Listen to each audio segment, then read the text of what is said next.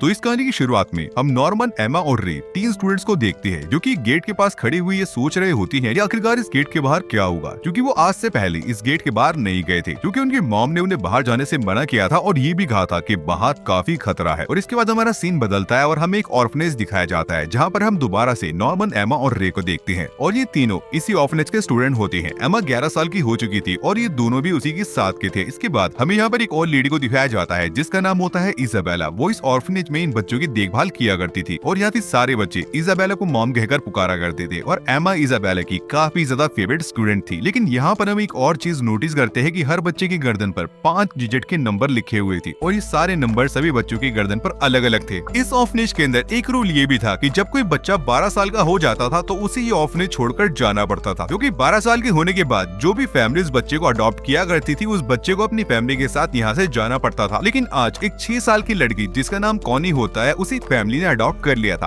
और वो जाने की तैयारी कर रही थी। जिसके बाद हम देखते हैं कि सारे के सारे बच्चे काफी ज्यादा हाईटेक तरीके से एग्जाम दे रही होती है। एग्जाम होने के बाद मॉम क्लासरूम में आकर सभी बच्चों का रिजल्ट अनाउंस करती है। मॉम ये बताती है कि नॉर्मन, एमा और रे इन तीनों ने काफी अच्छे मार्क्स अचीव किए हैं, जिसमें सभी लोग उनकी तारीफ करने लगते हैं। लेकिन तभी एक लड़का जिसका नाम डॉन होता है वो इससे काफी ज्यादा चिढ़ने लगता है और वो कहता है कि नॉर्मन, मैं तुम्हें टैग गेम के लिए चैलेंज करता हूँ और ये टैग गेम कुछ और नहीं बल्कि छुपन छुपाई ही होती है। फिर हम देखते हैं कि गेम स्टार्ट होती है लेकिन नॉर्मन बहुत जल्दी सभी बच्चों को ढूंढ लेता है। वो डॉन और कोनी को भी ढूंढ लेता है। उसके बाद सिर्फ एमा बची थी जो कि जंगल की तरफ भाग रही होती है, लेकिन वो बहुत जल्दी एमा को ढूंढकर उसे भी टैग कर देता है। और यहाँ पर एक बात साफ हो जाती है कि नॉर्मन काफी ज्यादा चालाक था और वो अपने किसी भी काम को करने के लिए स्ट्रेटजी का इस्तेमाल किया करता था। जिसके बाद हम देखते हैं कि डॉन दोबारा से रीमैच के लिए नॉर्मन को कहता है और ये मैच दोबारा से स्टार्ट हो जाता है। लेकिन इस बार गेम को खेलते हुए नॉर्मन और एमा बाउंड्री के पास पहुंच जाते हैं, जहाँ पर एमा ये कहती है कि कुछ भी हो जाए हमें इस बाउंड्री को क्रॉस नहीं करना है क्योंकि मॉम ने हमें ऐसा करने से मना किया है। तभी हम देखते हैं कि डॉन, कोनी और बाकी बच्चे भी वहाँ पर आ जाते हैं और वो सारे इसी टॉपिक पर बात करने लगते हैं। तभी हम देखते हैं कि एक लड़की जिसका नाम गिल्डा होता है वो पूछती है कि जो भी बच्चे यहाँ से बाहर जाते हैं वो हमें लेटर्स वगैरह क्यों नहीं लिखते। इस पर नॉर्मन ये कहता है कि शायद उनकी नई फैमिली उन्हें बहुत ज्यादा प्यार करती होगी और उन्हें लेटर्स वगैरह लिखने का टाइम नहीं मिलता होगा। और वो कहता है कि मैं बाहर जाकर उन सारी चीजों को देखना चाहता हूँ जिसके बारे में मैंने बस सुना है। तभी रे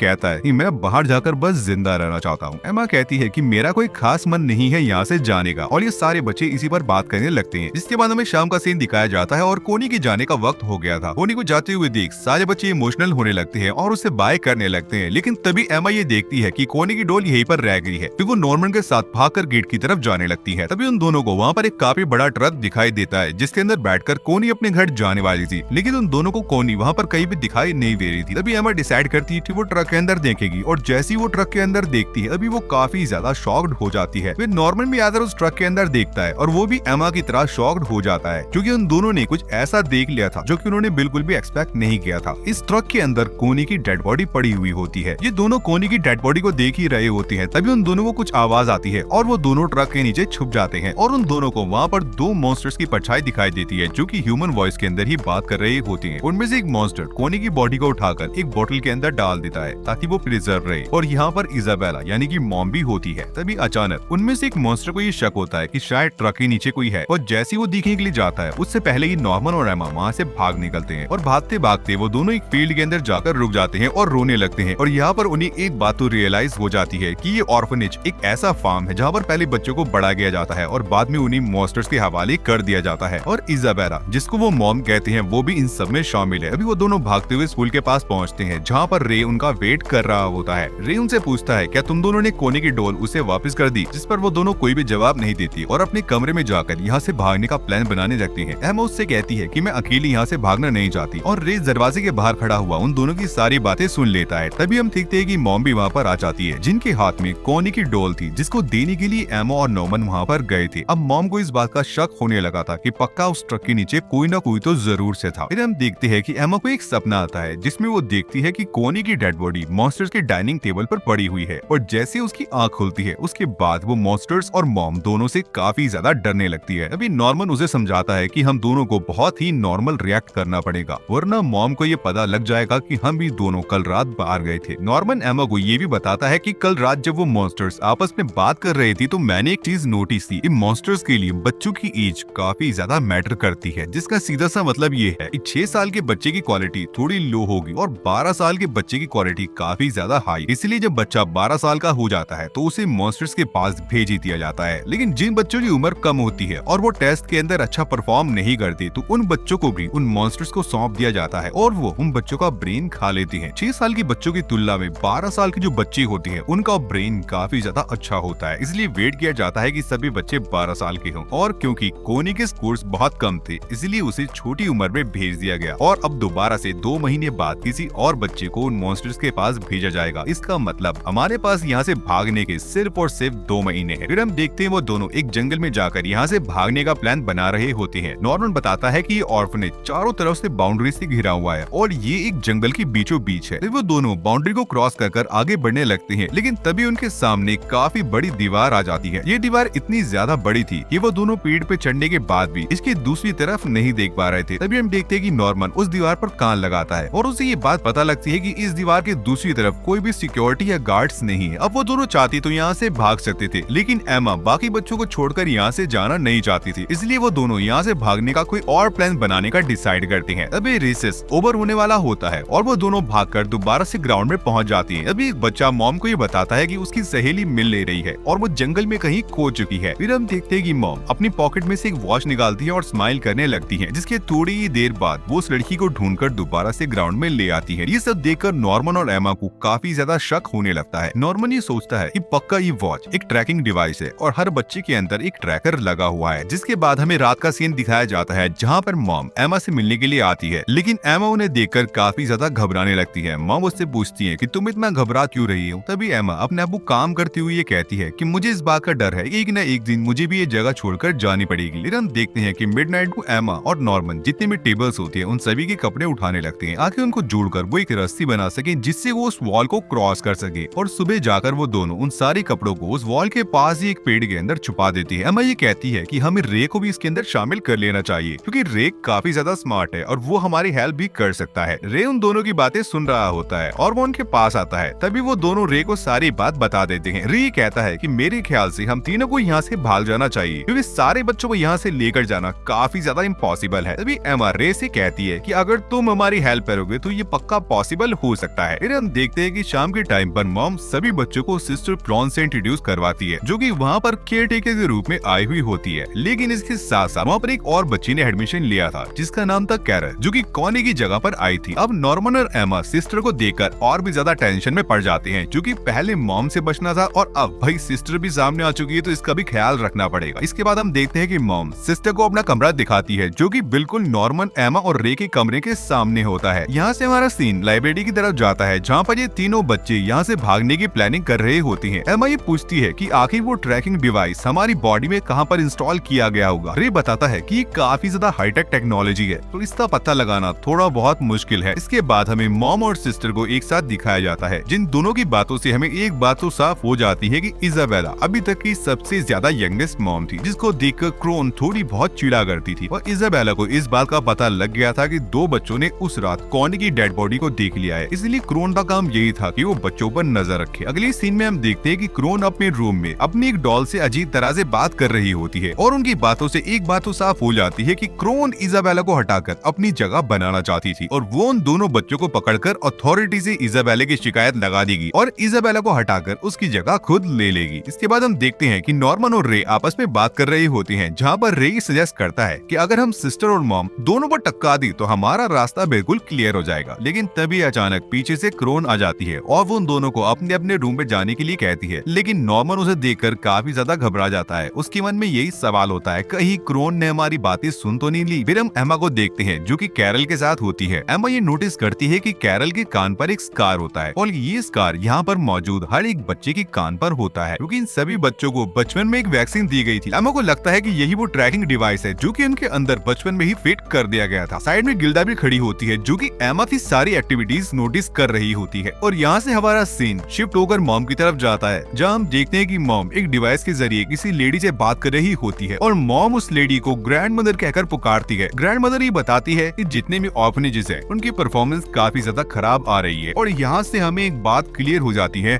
कि इसके अलावा और भी ज्यादा ऑर्फनेजेस होती हैं जहाँ से बच्चों को डीमंस के पास भेजा जा रहा है। और फिर ग्रैंड मदर मॉम से पूछती है कि तुम्हारे यहाँ पर सब कुछ कैसा चल रहा है, जिस पर मॉम ये कहती है कि हाँ यहाँ तो सब कुछ बढ़िया है। फिर हमें सुबह का सीन दिखाया जाता है जहाँ पर सारे ही बच्चे ग्राउंड में होते हैं। तभी एमा बाउंड्री की तरफ जाने लगती है और गिल्डा उसे नोटिस कर लेती है। एमा भागकर नॉर्मन और रे के पास जाती है और उन्हें ट्रैकिंग डिवाइस के बारे में बताने लगती है, जिस पर नॉर्मन ये कहता है कि मेरे ख्याल से हमें इसे काट कर यहाँ से निकाल लेना चाहिए। लेकिन तभी एमा कहती है कि मॉम सुबह सुबह सारे बच्चों के बालों को कॉम्ब करती है, तो वो इस कट को आराम से नोटिस कर लेगी। इसके अलावा सभी बच्चों को यहाँ से एक साथ भगाना इतना भी आसान नहीं है, क्योंकि सभी बच्चों में इतना स्टेमिना नहीं है कि वो वॉल को क्रॉस कर सके और तेज भाग सके। जिसके बाद एमा ये डिसाइड करती है कि हम उन बच्चों को टैग गेम के जरिए धीरे धीरे ट्रेन करेंगे, जिसके अंदर नॉर्मन उन बच्चों को पकड़ेगा, एमा उन बच्चों को फिजिकली फिट करेगी और रे उन बच्चों को स्ट्रेटेजी के बारे में बताना शुरू करेगा और धीरे ही धीरे वो बच्चे दिन ब दिन ट्रेन होने लगेंगे। फिर हम देखते हैं ये सारे बच्चों को लेकर टैग गेम शुरू कर देते हैं, लेकिन सिस्टर क्रोन भी उन्हें ज्वाइन कर लेती है। सिस्टर क्रोन काफी सारे बच्चों को बहुत जल्दी ही पकड़ लेती है। फिर वो एमा की तरफ भी बढ़ने लगती है, लेकिन एमा एक पत्थर के पीछे छुपी हुई होती है। तभी सिस्टर ये कहती है एमा की वीकनेस उसकी इनोसेंस और काइंडनेस है और रे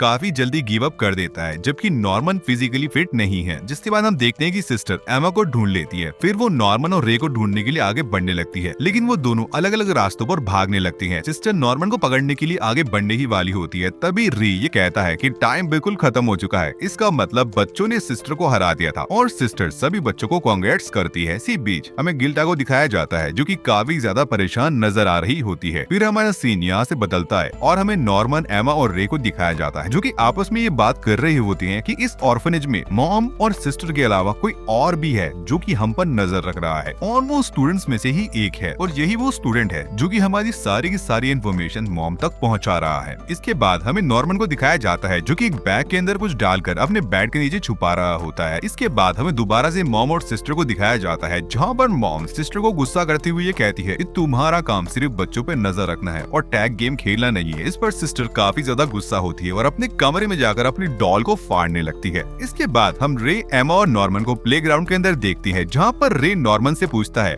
कि क्या तुम्हें कोई आइडिया मिला जिससे हम इस ट्रैकर को निकाल सके। नॉर्मन बताता है कि अब से 10 दिन के बाद मैं इस ट्रैकर को तोड़ने का कोई ना कोई रास्ता निकाल लूंगा और 10 दिन के बाद हम यहाँ से बाहर भी निकल जाएंगे। लेकिन ये सुनकर रे और एमा थोड़ा बहुत घबरा जाते हैं, क्योंकि उनके पास सिर्फ 1.5 महीना ही बाकी था। तभी नॉर्मन ये कहता है कि मॉम को इस बात का शक है कि जो भी बच्चे भागने वाले हैं वो शायद फेयरवेल के दिन भागेंगे, लेकिन हम उससे पहले भागकर मॉम को चकमा दे देंगे। इसके बाद वो तीनों डिसाइड करते हैं कि वो अपनी टीम को बढ़ाएंगे। फिर हमें लाइब्रेरी का सीन दिखाया जाता है, जहाँ पर वो गिल्डा और डॉन को लेकर आ जाते हैं और उन दोनों को सारी बात बताने लगते हैं। इनकी बातों को सुनने के बाद डॉन और गिल्डा को बिल्कुल भी यकीन नहीं होता, लेकिन तभी नॉर्मन उन्हें एक लिस्ट दिखाता है जिसके अंदर 6 साल के बच्चों के नाम होते हैं जिन्होंने अपने टेस्ट में अच्छा स्कोर नहीं किया था और इनमें कॉनी का भी नाम शामिल होता है। और ये सारे वही बच्चे होते हैं जिन्हें टाइम से पहले फेयरवेल दे दिया गया था। लेकिन नॉर्मन गिल्डा और डॉन से एक बात छुपाता है कि कॉनी की डेथ हो चुकी है। वो बस इन दोनों से यही कहता है कि बाहर जाकर इन बच्चों को डीमंस के हाथों में सौंप दिया जाता है। अब हम देखते हैं कि डॉन और गिल्डा इन दोनों की बात मान लेते हैं और यहाँ से चले जाते हैं। उनके जाने के बाद रे नॉर्मन से कहता है कि तुमने कॉनी की डेथ वाली बात उन दोनों को क्यों नहीं बताई। तभी नॉर्मन कहता है कि अगर मैं उन दोनों को ये बात बता देता तो वो दोनों डर जाते। तभी रे कहता है लेकिन बाद में जब उन दोनों को ये बात पता लगेगी तो वो काफी ज्यादा हर्ट होंगे। और नॉर्मन ने डॉन और गिल्डा को इसलिए भी अपनी टीम के अंदर शामिल किया था क्योंकि उसे इस बात का यकीन था कि इन दोनों में से कोई ना कोई जरूर है जो कि मॉम को उनके सारे प्लान के बारे में बता रहा है और अब यही पता करना है कि इन दोनों में से वो बंदा आखिर है कौन। फिर हम देखते हैं कि नॉर्मन रे को एक प्लान के बारे में बताता है जिससे वो पता लगा पाएंगे कि इन दोनों में से जासूस कौन है। नॉर्मन का प्लान ये था कि वो उन दोनों को बता देगा कि उन्होंने यहाँ से भागने के लिए जो रोप बनाई है वो कहाँ पर रखी है, लेकिन वो उन दोनों को अलग अलग लोकेशन बताएगा। वो डॉन को बताएगा कि वो रोप उसके बेड के नीचे है और गिल्डा को बताएगा कि वो 2nd फ्लोर के वॉशरूम में रखी हुई है। और इन दोनों में से जो भी जासूस होगा वो लोकेशन का पता मॉम या सिस्टर में से किसी को भी बता देगा और इससे इनको भी ये बात पता लग जाएगी कि आखिरकार जासूस है कौन। इसके बाद हम रात का सीन देखते हैं जहाँ पर गिल्डा अपने रूम से निकलकर सिस्टर की रूम की तरफ जाती है, लेकिन एमा उसे देख लेती है। अभी हम देखते हैं कि किसी ने चुपके से मॉम को एक लेटर के अंदर ये लिखकर बता दिया था। फिर रोप नॉर्मन के बेड के नीचे है। हम देखते हैं कि गिल्डा और सिस्टर आपस में बात कर रही होती है और एमा बाहर खड़ी हुई उन दोनों की बातें सुन रही होती है, लेकिन गिल्डा सिस्टर को बस थैंक्स कहने के लिए आई थी क्योंकि सिस्टर उन सभी का काफी अच्छे से ध्यान रख रही थी। क्रोन काफी ज्यादा ट्राई करती है कि गिल्डा उसे कुछ बता दे, लेकिन गिल्डा अपना मुंह नहीं खोलती और एमा बाहर खड़ी हुई चैन की सांस लेती है। अगली सुबह हम देखते हैं कि इन तीनों को डॉन पर शक होने लगा था और नॉर्मन और रे आपस में ये बात कर रहे होते हैं कि आखिरकार कोई बच्चा मॉम का जासूस बना क्यों होगा, जिस पर रे ये कहता है कि पक्का उस बच्चे को कोई ना कोई फायदा हो रहा होता है। हम देखते हैं कि नॉर्मन एमा से पूछता है क्या अब भी तुम सभी बच्चों को बचाना चाहती हो, इंक्लूडिंग वो जासूस, जिस पर एमा कहती है कि हाँ मैं यहाँ से सभी बच्चों को बाहर निकालना चाहती हूँ, चाहे वो बच्चे बचना चाहते हो या फिर नहीं, लेकिन हमें यहाँ से सभी बच्चों को बाहर निकालना है। अगले सीन में हम नॉर्मन और रे को देखते हैं जो कि अपने बेड के नीचे से और सेकंड फ्लोर पर वॉशरूम में से फेक रोप को बाहर निकाल रहे होते हैं। तभी हम देखते हैं कि नॉर्मन के बेड के नीचे रखी हुई रोप वहाँ से गायब थी, जिस पर रे ये कहता है,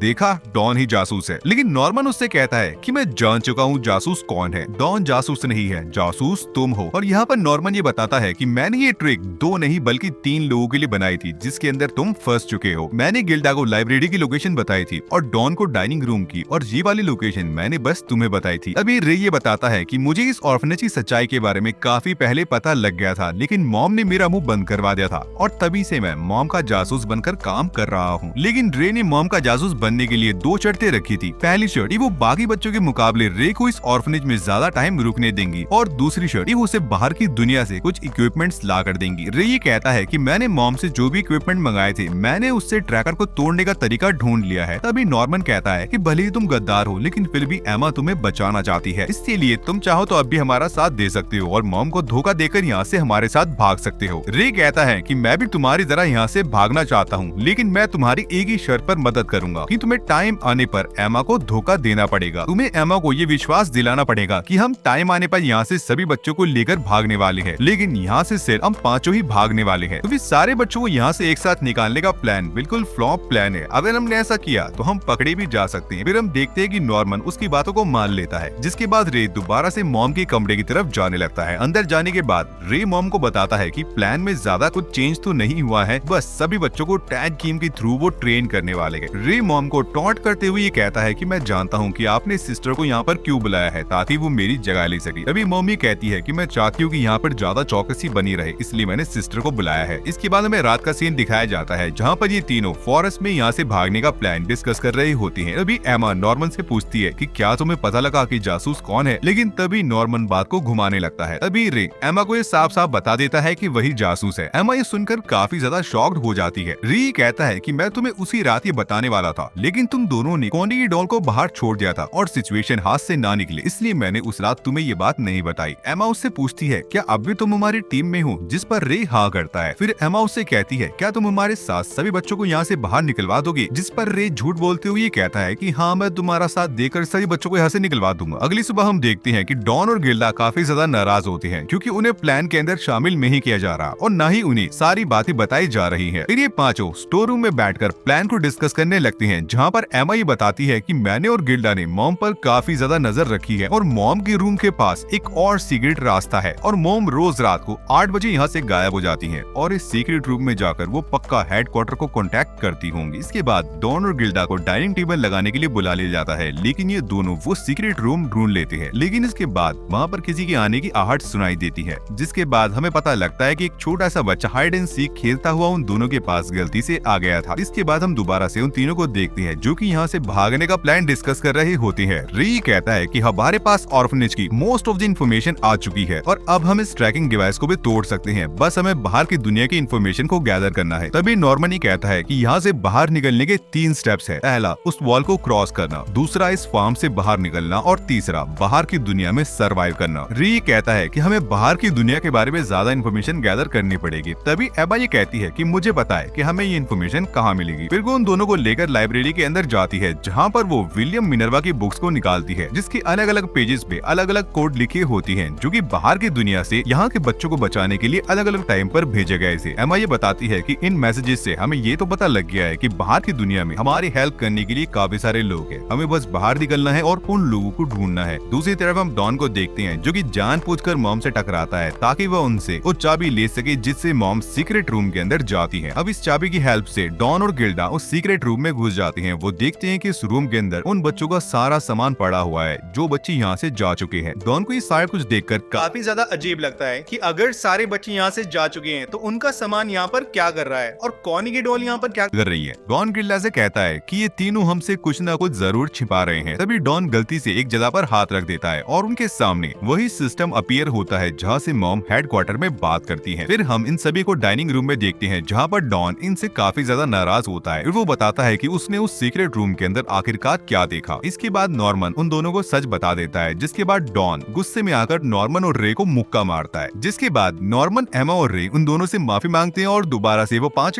टीम के अंदर आ जाते हैं। लेकिन तभी रे को ऐसा लगता है कि पास की दीवार के पीछे से ही कोई न कोई उनकी बातों को सुन रहा है। अगले दिन हम नॉर्मन और एमा को बात करते हुए देखते हैं, जहाँ पर नॉर्मन ये कहता है फाइनल डे आने में बस एक ही हफ्ता बाकी है और हमारी सारी तैयारियां हो चुकी हैं। बस हमने ये डिसाइड करना है कि हमने भागना कैसे है। तभी एमा ये कहती है कि मेरे पास एक प्लान है, लेकिन क्या हमें ये प्लान रे को बताना है? नॉर्मन कहता है कि नहीं, अभी ये प्लान हमें रे को नहीं बताना। इसके बाद नॉर्मन बेडरूम में जाता है और रे के बॉक्स को देखने लगता है, जहाँ पर ये लिखा होता है कि ये सब बस तुम्हारे लिए है, जिसको देखकर नॉर्मन काफी ज्यादा खुश होता है। फिर वो बाहर आता है, जहाँ पर गिल्डा और डॉन उसके कहने पर डिटर्जेंट लेके आए हुए थे। इसके बाद ये सारे अपने प्लान को डिस्कस करने लगते हैं। नॉर्मन ये कहता है कि हम रे की हेल्प से अपने प्लान को आगे बढ़ाएंगे। रे मॉम को सारी फॉल्स इन्फॉर्मेशन देगा और हमारा प्लान आगे बढ़ता रहेगा। दूसरी तरफ हम रे और मॉम को देखते हैं, जहाँ पर मॉम रे से ये पूछती है कि क्या अपडेट्स है। रे झूठ बोलते हुए कह देता है कि नॉर्मन तुम्हें मारने का प्लान बना रहा है। फिर हमें दोबारा से उन्हीं बच्चों को दिखाया जाता है जो कि अपने प्लान के बारे में बातें कर रही होती है। लेकिन तभी अचानक वहाँ पर सिस्टर आ जाती है और वो एमा से कहती है कि मुझे पता है कि तुम सब क्या बातें कर रहे हो, मैंने लास्ट नाइट तुम सबको बातें करते हुए सुन लिया था। इसी के साथ हमारी सीरीज का पहला पार्ट यहीं पर एंड हो जाता है।